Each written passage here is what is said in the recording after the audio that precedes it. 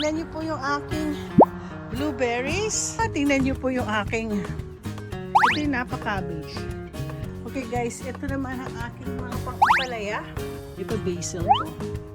Ito another ng basil. Ito parsley. Parsley. Time to time. Marami akong mga kliyenteng nagmamahal sa akin. Ito binibigay lang po sa akin. Tell me how the garden grows, Tita Meriton. Warm hands guide the soil where the hope is sown. Magandang umaga po. Nakarating na po ako from Baltimore and it was really a successful and I just owe everything to the Lord, the strength and so much strength that God has given for the both of us. We survived everything, so many things na first time namin mag-asawa. It humbled us, you know. When things are happening like that, kasi ano niyo po, nag-decide ng asawa ko nung after ng aming hindi ko alam na itutuloy niya yung sleep conference. Pero last year, nag-attend siya sa Seattle. Hindi ko alam na magpupunta siya sa ibang Pero next year daw, Denver. Anyway, mukhang nagugustuhan ko na. So, too soon, which is May, then June na yung ang mahal po ng ticket. Yun po. Actually, yung binayaran namin for economy is $2,400 po. It's not a joke. At so yung 2,400 na yon, yan po yung binabayad ko sa first class ng papuntang, nung nag-Washington DC po kami, ng sister ko, 2,600 each. Mga tatlo kami, kasama pamangkin ko. But I bought it like 6 months before. 1 month before. Gusto ko nga po sanang bumili ng first class. Ang first class is 5,600 each. Yan po yung binabayad ko pagpunta ng Europe at pagpunta ng Pilipinas. Sabi nga ni Myla sa akin, para ka napunta Pilipinas. Oo nga. So, magtiis ka na lang. Kunin mo na lang yung Gusto ko sana sa ibang airline. Kaya lang, maraming sanay po kami sa Delta So, hindi ko nga sana, yun nga, kung mag-Alaska Air ako or what. Kasi tuson din, pare-pareho din naman yung magiging more super grabe mahal. Kaya guys, huwag kayong bibili ng ticket 1 month before kayo aalis. Kasi ang mahal po ng ticket. So anyway, nagtiis po talaga kami. Pero glory to God, nahingi kami po ng assistant. Alam niyo, pag senior citizen ka na pala, you can ask, but kasi nga ako hirap din naman ako maglakad. Dati in denial pa ako, kaya ko pang maglakad, pero nag-ask ka na, talagang there's nothing wrong in asking assistance from your airline. Kung di mo siya kaya, nag-ano na yung anak ko dahil may allergy ako. Hindi naman po masama yung hingi kayo ng assistance sa airline nyo na magpa-wheelchair. Meron mo nga, mas bata mo ka, 30 years old pa nga, pero injured din siya kasi yun. Yung mga iba naman, mga 45, 50 years old.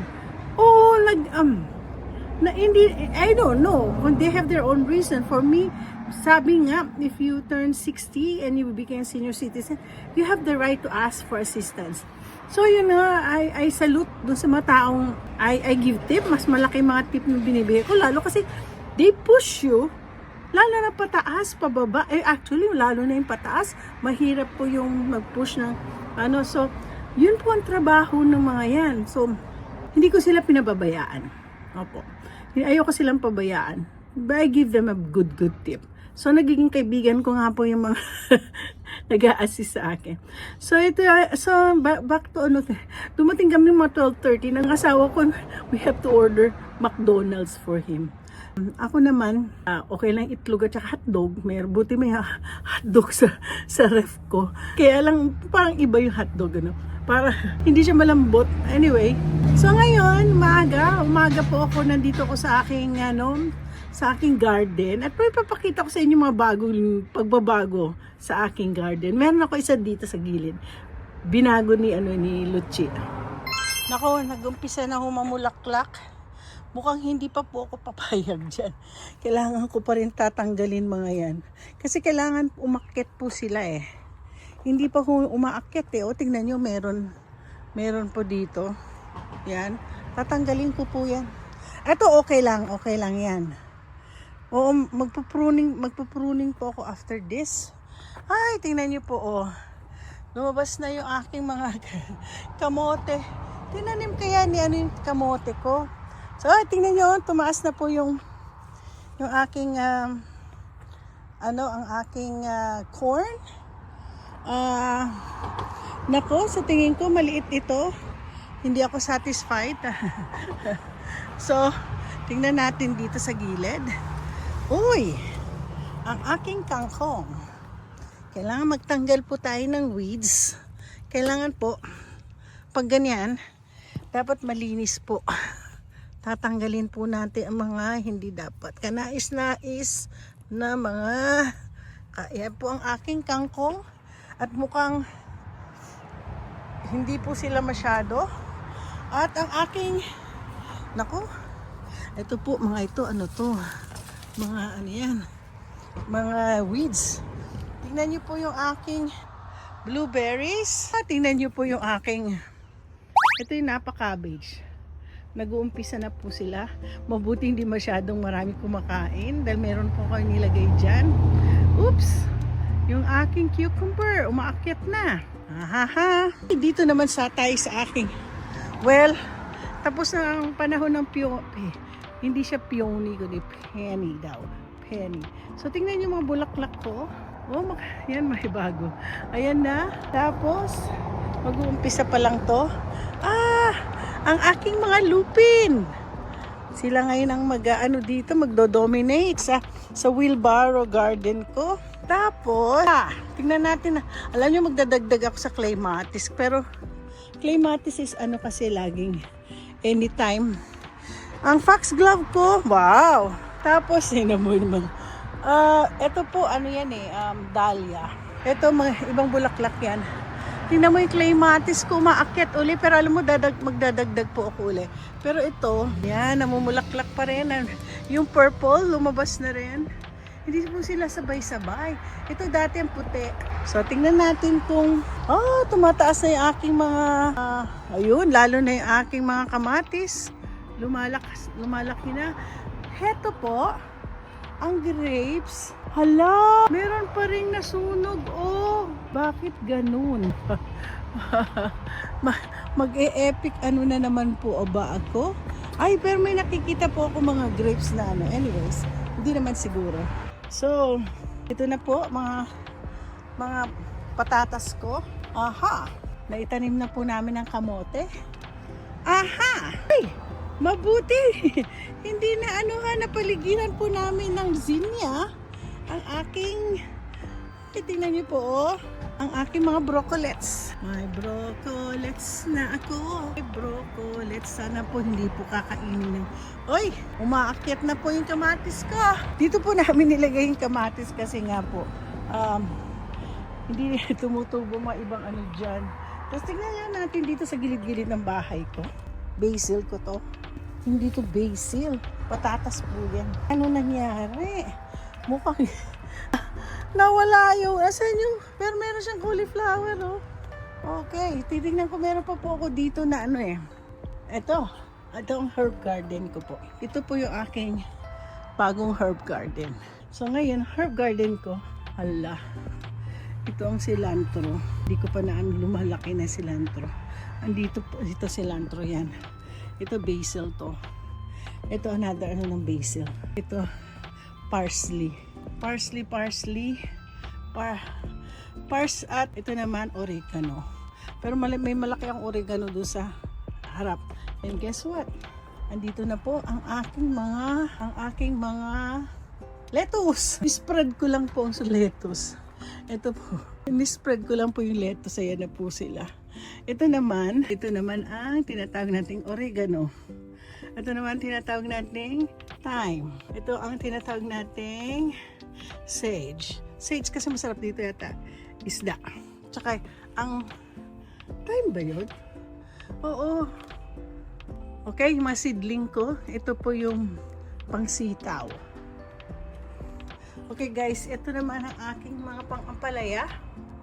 Ayan, pinapainit ko na po sila. Pero most of the time,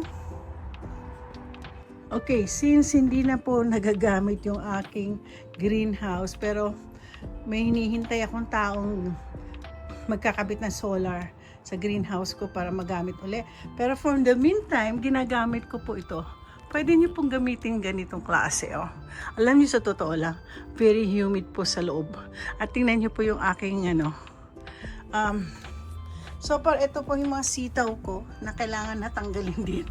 Patatanggal ko na yan sa Sabado. Pero hindi pa po namin siya ilalagay sa kung saan namin paiinitin na lang namin siya. Tapos ito po yung kalabasa. Ito ba yung kalabasa? Hindi ko na alam kung alin dito. Ito yan yung alukbati. O, hindi ko na nilagyan ng pangalan dahil hindi. Ngayon, ito po ang panigang. Ito, lumalaki na po sila. Ito pa rin ang mga ampalaya. Marami na pong, yan ayan lumalabas na po yung and glory to God talaga. I just everything. Alam niyo sa totoo lang, ito lang po ang nagbibigay sa akin ng yung kasi how to cope up with your mental health, go to gardening. So ito na po ang aking mga sile. Hopefully maging maganda na siya. Guys, natutuwa ako. Lumabas na yung mga yellow kong bulaklak. Ay, ito alam ko. Kala kong mamamatay na ito. Kasi balak mo na talagang paalisin to. Kaya lang, namumulaklak ko. Tingnan nyo, meron na siyang buds. Nandito na po yung aking color pink na rose. Nung 5 days ago, wala pa mga ito. Wala pa po mga yung white roses ko. Hindi ko alam kung ano mangyayari dito sa purple. May purple po kasi ako. Ay, kailangan. Ayan po ang cabbage ko. Hindi pa Ay, naku, sa tingin ko sa Sabado, ako po ay mag-gardening talaga. Ako na lang po magtatanim yan. So, ito po. Balak ko na talaga po silang tanggalin. Kaya lang, alam niyo po dito, marami akong mga kliyenteng nagmamahal sa akin. Ito binibigay nila po sa akin. Yung mga yan. Yan. Yan po, tingnan niyo po ang gaganda na binigay nila sa akin. Kaya lang kasi akala ko hindi na sila namulaklak po pala sila. Cha-cha-chan! Tingnan niyo po. Meron akong strawberry. Strawberry. Ayan. Ito kailangan matanggal yan. Weeds po yan. Ito yung roses, mga roses ko. Alalalala. Tingnan nyo po. Ito yung mga daisies ko. Mga malalaki. Mahabang daisies. Ito muntik na ho namatay. Sitaw po to. Pero green beans po to. Kala ko mamamatay na. Pero ewan ko na sana yung nilagay ni Lucci dyan. At least namulaklak po sila. So, aray ko. Hindi ko alam kung anong weather last time dito. Pero sana nga po. Ayan. Nawala na ibang roses. Pero ito ang tumubo. Ito na po yung mga white roses ko. Nakita niyo mga kinunang-kunang ko mga pictures noon. Tapos kasabi niya ito. Mataas siya, Kita niyo yan. Ngayon ito yung isa kong pink na rose. Tapos ito yung canary roses. Ayan. Ito na, tumubo na pala yung roses na. Ito yung sinasabi ko, mga 65 years old na. Rose to talaga ng lola ng asawa ko. Ayan. Buhay pa sila, no? Nasa pag-aalaga kasi yan Inalagaan talaga namin yan. Ayan. Tapos, wow, ang aking blue. Okay. Naku, dapat ito matanggal. Papatayin. Alam mo guys, ito, yan yung poison ivy yan Ang tawag dyan? Dapat natanggal yan. Ipapatanggal ko talaga yan. Mapapatayin nila po ang mga halaman ko. Hindi alam ni Lucci yan. Okay, tingnan nyo na ang progress ng aking apples. Ang laki na ng mga apples ko. Oh, ay, ang dami po. Oh. Meron pa po dito. Ang dami. Nako. Mga zucchini ko. Namumulaklak na. Ay! Wala na yung parsley. Kailangan talagang... At saka ito na po. Ito matatagal ko na mga bulaklak yan. Kailangan talaga matanggal ito. Ay. So, anyways... Ito, another apples to pero hindi pa siya namulaklak. Okay, guys, ito na. At sinasabi kong ito na ang ano ng mga lilies ko. Lilies. Yan, wala pa yung mga iba. Meron pang mga tutubo dyan. At ito ibang klaseng lilies to eh. So, ayan na po siya. Mga lilies. Okay. Alam mo hanggang ngayon, alam mo binili ko, ito yung tinatawag kong firefly, ano, na bulaklak. Maganda kasi siya. Naging bushes na yan. Tapos ito na, Diyos ko, ayan, marami na, dumadami na naman ang pabulaklak ko. Ayan, ayan, nakakatuwa. Tapos na, nabunga ng aking lupin at ang aking white lily. Doon sa harap meron. Ito na naman. Ayan, mga dream ko magkaroon ng white lily. Ayan na po. Tapos dun sa ano, dun sa patio, dati meron po yan. Pinaalis ko, pinabalik. Nilagay na lang namin dyan. Tapos, ito po yung mga bulaklak ng aking mga, ayan. Oh, ito po. Mga yan. Ayan na siya. Ayan. Okay. Oh, ayan pa isang daisy. Daisy. Okay. So, ito pa, zinnia po ito. Zinnia, alam ko zinnia yan eh. So, hihintay ko na lang yung aking hollyhock. Pero itong isang revelation na maganda. Okay. Tcha-chang! Ang aking, tatlo lang po ang aking cherry. Meron po akong cherry, wag lang pong kainin ng mga ibon. Kaaway mo. Kaaway, yan o. Mukhang Rainier cherries o. Ayan po o. Rainier, tatlo lang po sila. Kaya ako'y natutuwa. Meron akong cherries! So, yan. Ngayon, ayan. Ito another set ng aking garden. Masarap po magmuni-muni dyan. Mag-meditate. Oo, sa umaga. Meron pa pala dito. Isa kong pula. Ito isa kong pulang lilies. Ayan, tsura ng aking ganda. Guys, meron ako ditong papakita sa inyo. Okay. Ito po, naalala niyo sabi ko hibiscus ko. Ngayon, dumadami na sila. Laki, ang dami. Guess what? Meron bago, oh. Ayan. Di ko alam ang pangalan. Alam niyo sa totoo lang may mga bulaklak.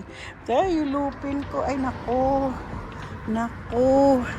Alam mo, isa dapat sa mga halaman, tatanggalin niyo po ang mga, kasi kakainin po yun ng mga, ng mga weeds. Weeds are there to destroy. Ayan. Tumubo na yung mga iba kong mga tinanim na tuber. Ayan. Ayan, dumadami na po sila, oh. Ayan. So anyway, dito kaya, hindi pa.